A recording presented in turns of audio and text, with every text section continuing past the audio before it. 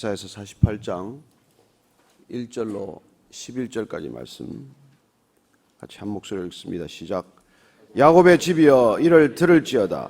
너희는 이스라엘의 이름으로 일컬음을 받으며 유다의 허리에서 나왔으며 여호와의 이름으로 맹세하며 이스라엘의 하나님을 기념하면서도 진실이 없고 공의가 없도다.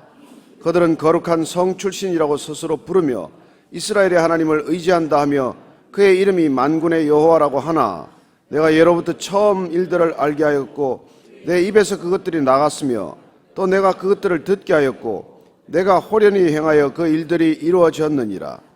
내가 알거니와 너는 완고하며 내 목은 쇠 힘줄이요 내 이마는 노시라.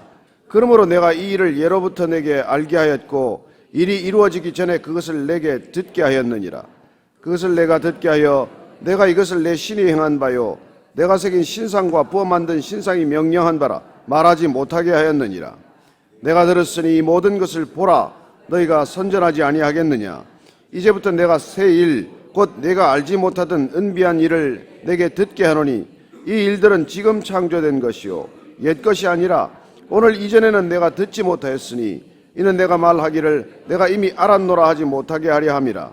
내가 과연 듣지도 못하였고 알지도 못하였으며 내 귀가 옛적부터 열리지 못하였나니 이는 내가 정령 배신하여 모태에서부터 내가 배역한 자라 불린 줄을 내가 알았습니다. 내 이름을 위하여 내가 노하기를 더디할 것이며 내 영광을 위하여 내가 참고 너를 멸절하지 아니하리라. 보라, 내가 너를 연단하였으나 은처럼 하지 아니하고 너를 고난의 풀무불에서 택하였노라. 나는 나를 위하여 이를 이룰 것이라. 어찌 내 이름을 욕되게 하리요 내 영광을 다른 자에게 주지 아니하리라. 아멘.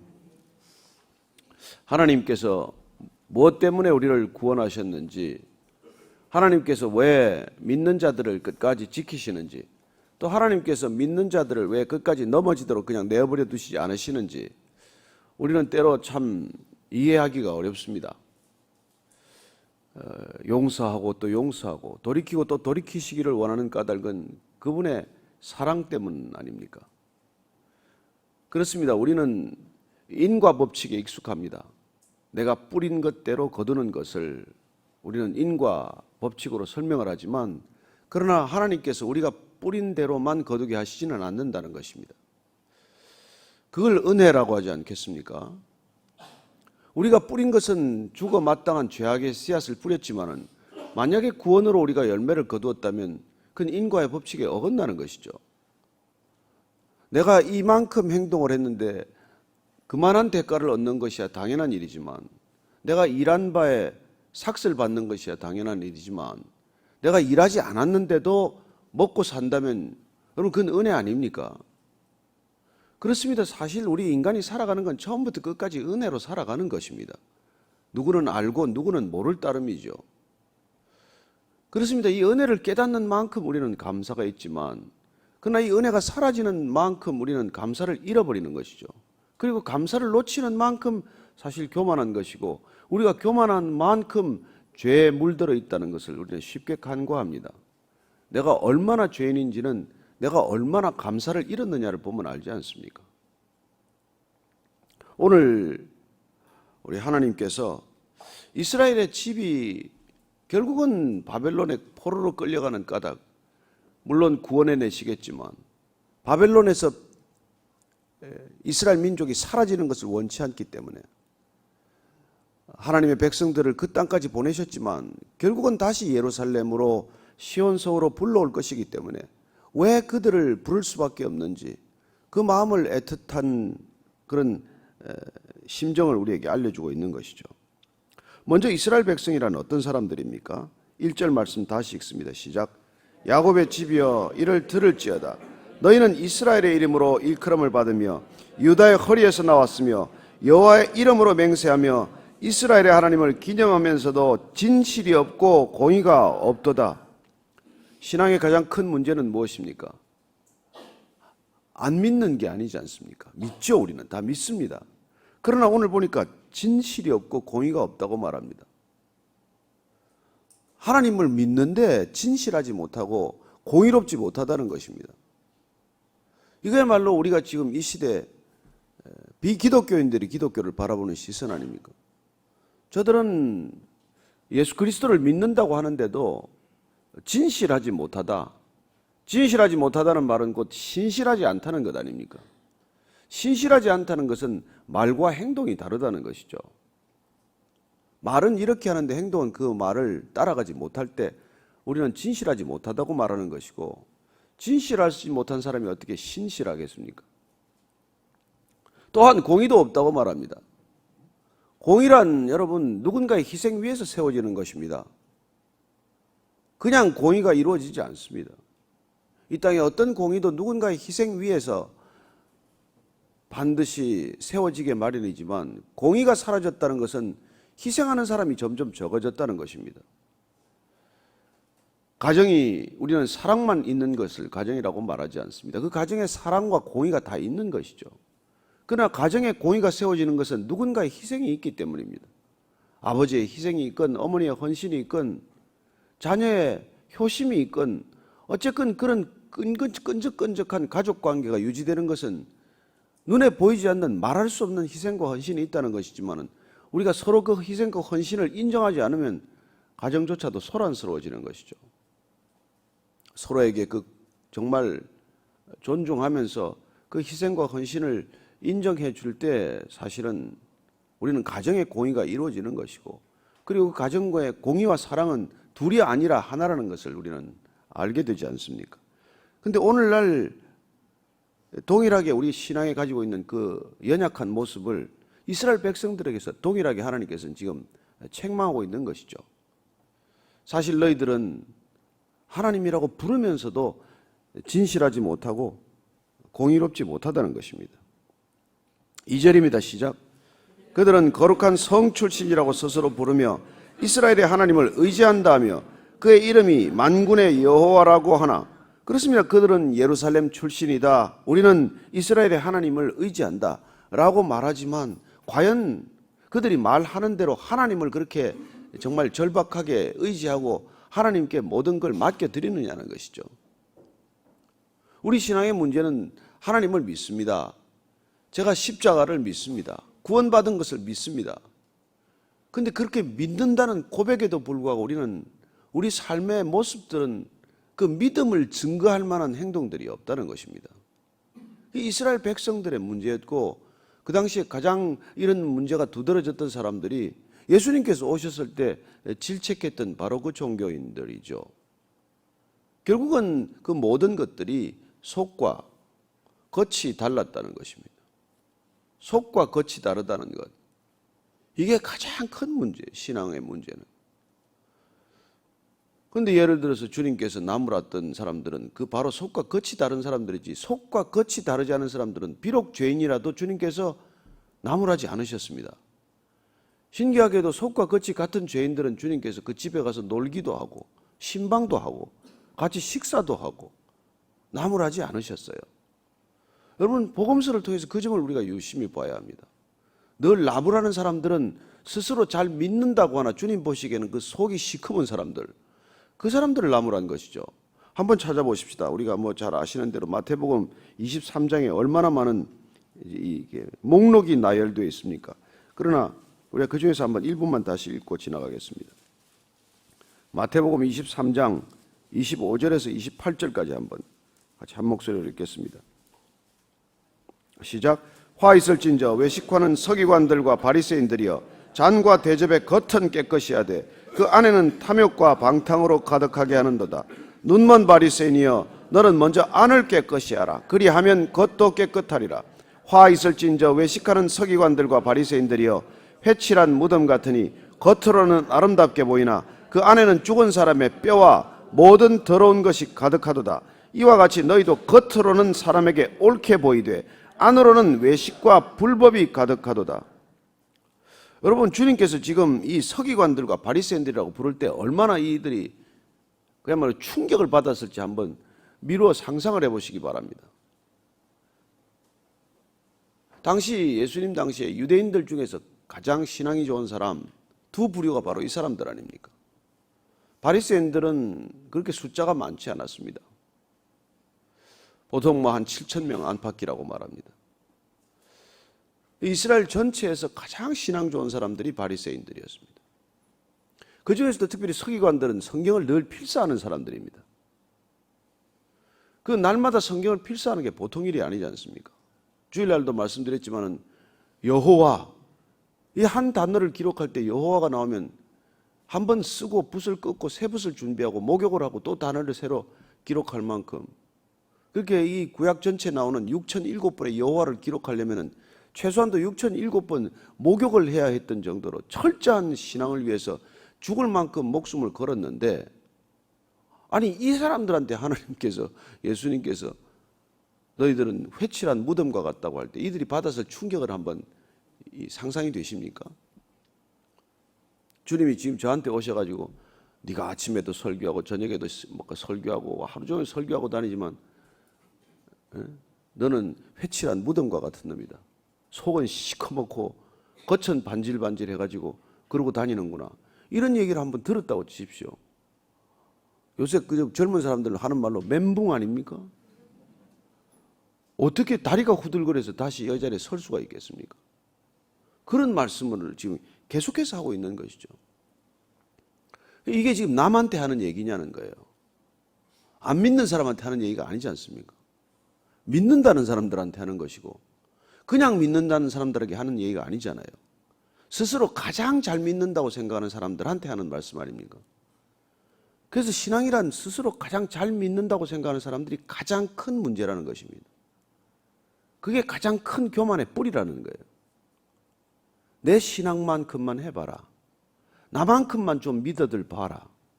이런 생각들이 스물스물 안에 자라고 있는 사람들이야말로 끔찍한 사람들이 되는 것입니다. 그걸 우리말로 두 자로 줄이면 뭐란 줄 아십니까? 괴물스러워지는 거예요. 사람들 보기에는 멀쩡해 보이고 사람들 보기에는 뭐 대단해 보이지만은 주님이 보시기엔 네가 괴물이다, 이런 얘기라는 거예요. 막 성질대로 사는 사람은 여러분 차라리 정직하지 않습니까? 화가 나면 화를 내고 말이죠. 막 욕이 튀어나오면 욕을 하고 말이죠. 막 성질을 부리고 다니는 사람들은 뭐 실성한 사람 같기는 하지만은 맨날 그러고 사니까 앞뒤가 다르진 않아요. 근데 늘 이걸 억누르는 사람, 늘 속에서 남들한테 그냥 젠틀한 모습을 보이고 우아한 모습을 보이고 교양스러운 모습을 보이고 다니는 사람은 속에 부글부글 화가 끓어도 화를 못 내기 때문에 늘 화가 나 있는 사람, 늘 남 앞에서 분노를 감추는 사람, 늘 남 앞에서 자기의 존재 전체를 가리는 사람이 되고 마는 것이죠. 저는 여러분들이 가서 하다못해 화가 나면 가서 두더지라도 좀 때리고 병이라도 깨서 던지고 차라리 그게 건강하지 않나. 안 되는 기도한다고 기도하고 기도도 안 되면서 기도의 자리만 지키고 있고 성경도 하나도 안 읽힌데 성경만 붙들고 앉아 있다가 여러분 나중에 정말 정신병 와요, 진짜 그런 사람들은. 정말 그래서 우리가 성령한테 의지하지 않고 성령을 의지하지 않고 기도를 해도 문제가 해결 안 되고 가는 길이 점점 위선의 길로 접어드는 거예요. 그리고는 그 자기 신앙, 그 껍데기 신앙을 붙들고 남의 신앙을 또 정죄하기 시작합니다. 저 사람은 기도가 약해, 저 사람은 찬양이 안 돼, 저 사람은 말씀을 몰라, 저 사람은 늘 남한테 신방을 다니지만 자랑하는 사람이야. 맨 이런 거를 생각하는 사람들이 되고 만다는 것이죠. 자, 핵심은 무엇입니까? 여러분, 신앙이 좋아진다는 건 겉과 속이 점점 일치하는 사람이 된다는 거예요. 내가 예로부터 처음 일들을 알게 하였고 내 입에서 그것들이 나갔으며 또 내가 그것들을 듣게 하였고 내가 호련히 행하여 그 일들이 이루어졌느니라. 여러분, 사람이 이루는 게 하나도 없습니다. 하나님이 호련히 이루신다는 것이죠. 구원을 우리가 날마다 조금씩 포인트 따듯이 쌓아가지고 구원이 이루어집니까? 구원은 호련히 이루어지는 것입니다. 주님이 어느 날 뚝뚝뚝 문을 두드릴 때 우리가 문 열어주는 게 구원이에요. 주님이 우리 안에 들어오시면 구원은 이루어진 것입니다. 자, 4절부터 6절까지 한번 읽습니다. 시작. 내가 알거니와 너는 완고하며 내 목은 쇠의 힘줄이요 내 이마는 노시라. 그러므로 내가 이 일을 예로부터 내게 알게 하였고 일이 이루어지기 전에 그것을 내게 듣게 하였느니라. 그것을 내가 듣게 하여 내가 이것을 내 신이 행한 바요 내가 새긴 신상과 부어 만든 신상이 명령한 바라 말하지 못하게 하였느니라. 내가 들었으니 이 모든 것을 보라. 너희가 손절하지 아니하겠느냐? 이제부터 내가 새 일 곧 내가 알지 못하던 은비한 일을 내게 듣게 하노니. 여기 보니까 내가 알거니와 너는 완고하며 내 목은 쇠 힘줄이요 내 이마는 노시라. 하나님께서 너가 그렇게 무슨 행동을 하고 무슨 말을 하더라도 내가 내 속을 다 아는데 너는 고집스럽기를 말이죠. 쇠 힘줄과 같다고 말해요. 쇠 힘줄과. 이마는 노시라. 여러분 돌머리도 이게 대단한데 쇠머리라고 그래요. 논머리라고 그래요. 돌머리도 그 치면 남의 머리를 깨뜨릴 판인데 너는 아주 쇠머리구나, 노쇠구나 그렇게 말해요.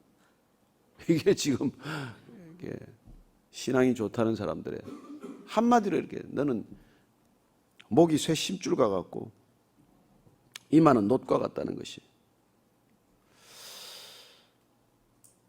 오늘날 젊은 사람들이 종교에 대해서 그렇게 반감을 갖게 되는 것이죠.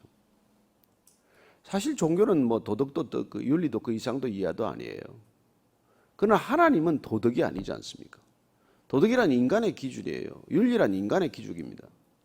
하나님은 그 모든 기준을 넘어서 있는 분 아니에요. 도덕과 윤리의 기준을 넘어선 생명이요, 사랑이요, 빛이라는 게 우리가 복음을 생명으로 여기는 이유 아닙니까? 하나님은 복음이세요. 하나님, 아버지 할 때 우리한테 오늘 감동이 있듯이 하나님은 우리 인생 가운데 주시는 모든 문제를 넘어서 있는 분이시기 때문에 그분들은 우리 인간이 가지고 있는 문제를 해결하는 윤리적 도덕적 수준이 아니라는 것입니다. 그만도 못한 게 아니라서가 아니라 윤리와 도덕 수준을 뛰어넘는 사랑과 그 윤리와 도덕적 차원을 뛰어넘는 공의와 그걸 뛰어넘는 놀라운 능력에 이게 전능하신 분이기 때문에 우리가 그분을 복음으로 받아들이는 것이고 생명으로 받아들이는 것이죠.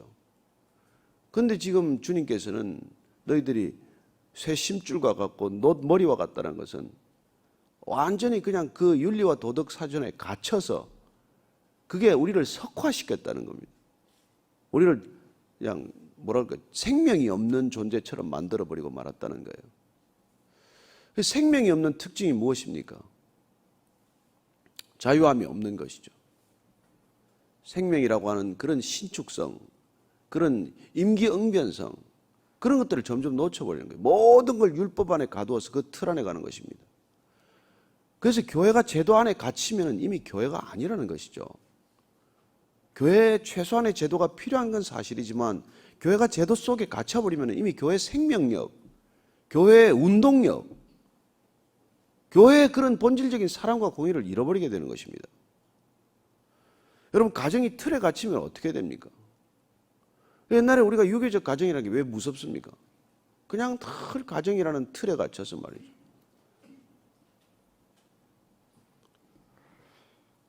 손자가 할아버지 상투도 좀 잡을 수 있는 것이고, 예? 그리고 아이가 아빠한테 야단 맞다가 엄마 품에 뛰어들 수도 있는 것이고, 그런 게 가정 아닙니까? 그 가정에서 일어나는 일들은 우리가 뜻밖의 일들도 있을 수 있고, 근데 가정에서 뜻밖의 일은 용납이 되지 않고 모든 것들이 어떤 틀 속에만 일어나야 한다면 그게 무슨 가정이겠습니까? 교회 또한 마찬가지입니다. 저는 정말 우리 교회가 제도가 되지 않기를 기도합니다.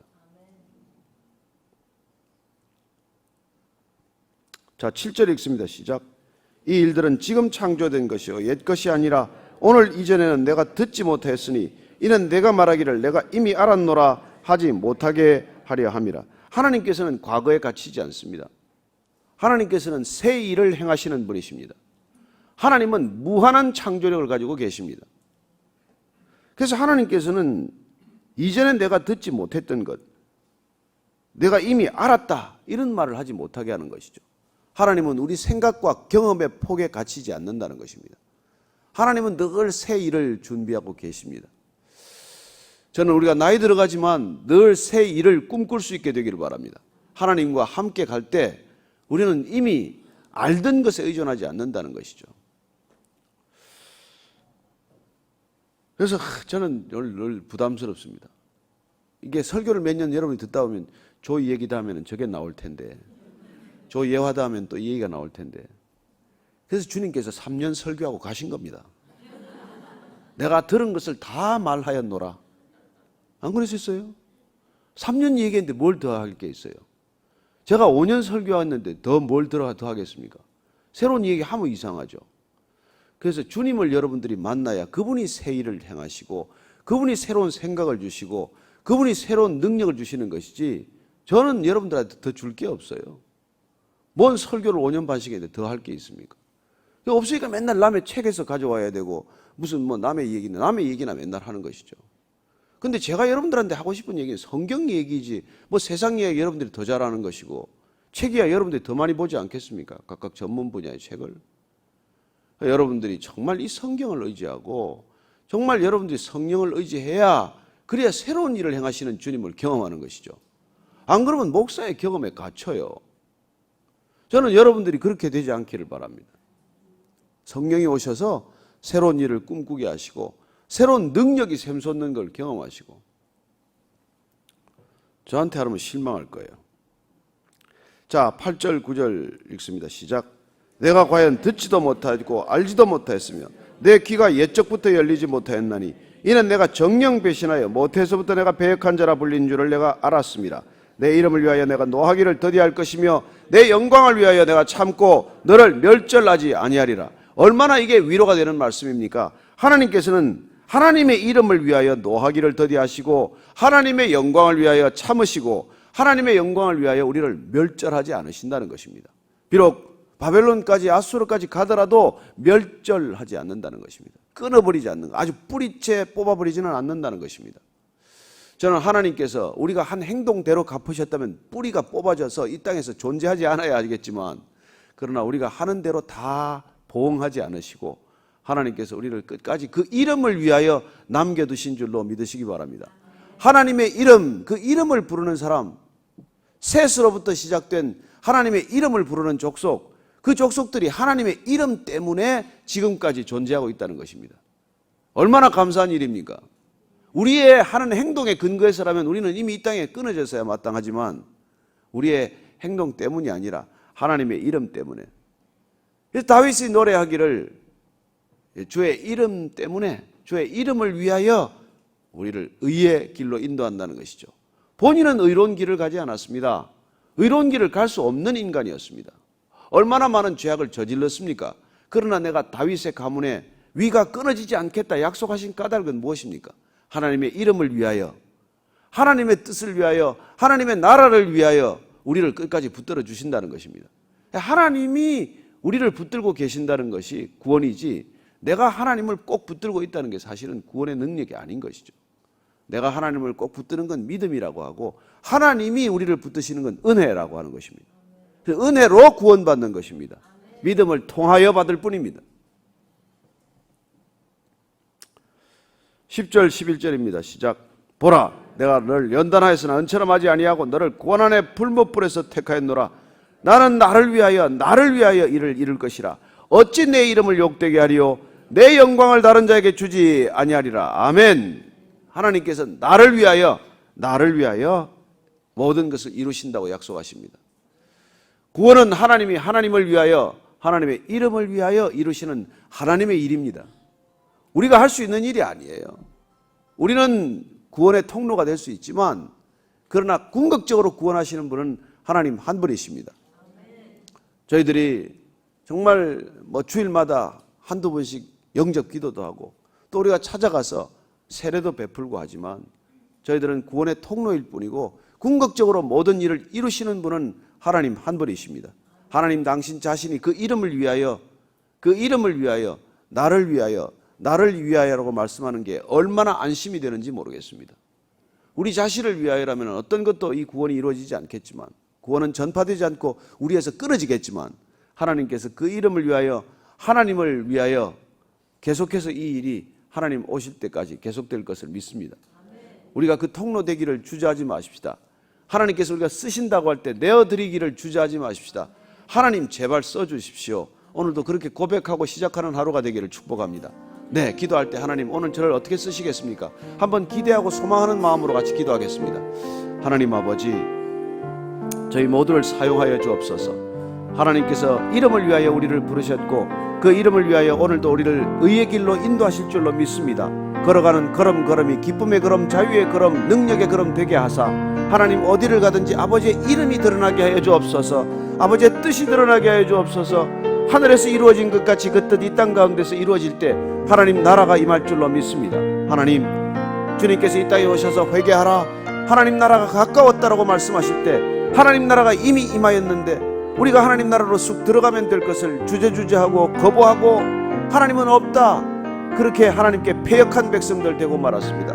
하나님, 늘 싫다는 것을 입에 입술에 달고 살고 늘 비판하는 것을 입술에 달고 사는 우리가 되지 않게 도와주시고 오직 하나님의 사랑과 공의가 이 땅 가운데 펼쳐지는 귀한 통로들이 다 되게 하여 주옵소서. 하나님 아버지, 믿음의 사람들 믿음의 통로로 마음껏 사용하여 주옵소서. 은혜가 강물처럼 흐르게 하시되 주님 원하시는 곳까지 온 땅이 주님을 경배할 때까지 은혜의 물줄기 멈추지 않고 흐르게 하여 주옵소서. 이제는 십자가에서 시작된 은혜의 물줄기를 통해 우리를 끝까지 붙드시는 우리 구주 예수 그리스도의 은혜와 하나님 아버지의 상상할 수 없는 사랑과 날마다 그 사랑에 매여서 사랑의 발걸음 옮기도록 하시는 성령님의 이끄심이 오늘 말씀을 따라 더 이상 고래 힘줄과도 같은 쇠 힘줄과도 같은 고집 부리지 않고 또 주님께서 말씀하시듯 그렇게 놋 이마가 되지 않고 주님께서 쓰실 수 있는 믿음의 사람 되기로 결정한 이 자리에 고개 숙인 모든 믿음의 지체들 위해, 형제 자매들 위해 지금부터 영원까지 함께 하시기를 간절히 축원하옵나이다. 아멘.